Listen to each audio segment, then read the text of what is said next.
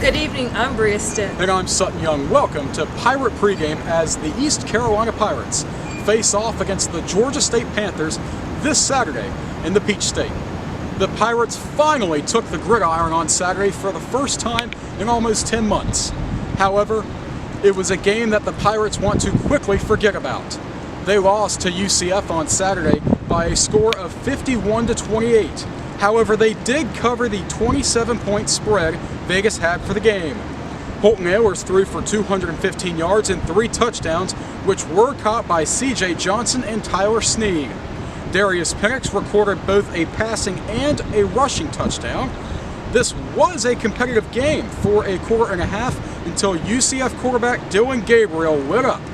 UCF racked up 632 total yards of offense in the win. Head coach Mike Houston thought the team played with great energy, but clearly said there's room for improvement. Bria, what did Coach Houston say about the Pirates' performance against UCF?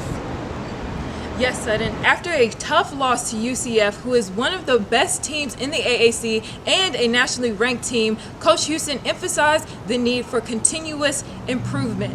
He thought his team played with tremendous energy defensively, but couldn't quite get control of the game and take the lead when expected. The word Coach Houston used to describe how his defense played against UCF was encouraged, while on the other hand, the expectations for the offensive line were not met. Houston said he believes his team has some of the best running backs, some of the best wide receivers, and one of the best quarterbacks in the AAC. They just have to live up to those expectations in their next matchup.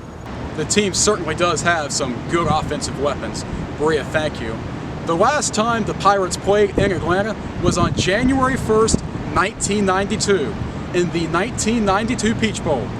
Many of you remember the Pirates came back from a big deficit, double digits, to defeat their in-state rival NC State by a final score of 37-34. This week's matchup is a little bit different, obviously. They will be playing just a few hundred yards from where they had that special win in Atlanta at the old site of the Atlanta Braves Stadium. They will be facing off, obviously, against the Georgia State Panthers, who had a similar first game against a ranked team in Louisiana Lafayette. However, the result in the game was a little bit different. Bria, what can you tell us about the two teams' similarities coming into the game and what each team has at stake? Yes, Sutton. Now, both Georgia State and East Carolina lost to nationally ranked teams in their season opener. Now, both teams are entering this weekend's game competing for their first win of the season. The Panthers lost 34-31 to Louisiana Lafayette in overtime. Things to expect in this matchup against Georgia State is for them to run the ball. The Panthers running back Dustin Coates rushed for a career high of 150 yards last week against the Raging Cajuns and is third in the nation in rushing yards per game. Each team is definitely hungry for their first win. Bria, thank you. The team will certainly face some nicer conditions in Atlanta than usual because we all know Atlanta is definitely one of the hottest cities to be in the country, but not this weekend. Our game day forecast analyst, Naquan Wilson, joins us now from Morehead City. Naquan, what can you tell us about the forecast for Saturday? Thank you, sir. With the weather going on this weekend in Atlanta, Georgia, it is going to be 71 degrees outside, mostly sunny, with the wind chills of 8 miles per hour and with humidity up to 50%.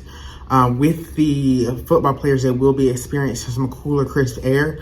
With the fall season already approaching and creeping in with the warm weather of the summer still ending, we will be at least going to that warm, cooler, crisp air, so they will be able to play efficiently and also with that cooler air. And if the audience are out there, they'll be also happy about that. Back to you. Naquan, thank you, and thank you for joining us on Pirate Pregame. The game starts at noon on Saturday and will be televised on ESPNU. Have a great weekend.